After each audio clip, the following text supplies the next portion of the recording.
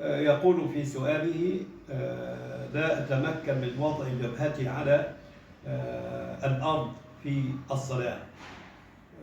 طبعا الصلاة عبادة، وعبادة توقيفية، يعني وفق ما صلى رسول الله الذي قال: صلوا كما رأيتموني أصلي.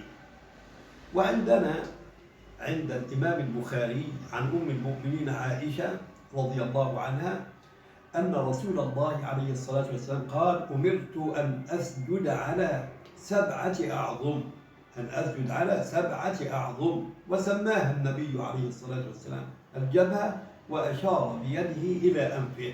يبقى لابد من الجبهة مع الأنف واليدين والركبتين وأطراف القدمين.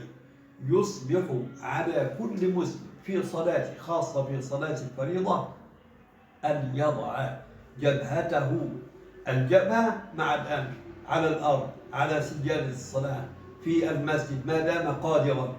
أما إذا كانت هناك يعني مشكلة صحية تحول بينه وبين أن يضع جبهته على الأرض، فهذا يعني يعفى عنه، لأن الله تبارك وتعالى لا يكلف نفسا إلا وسعها، كان يصلي مثلا على مقعد على كرسي وهكذا. نعم.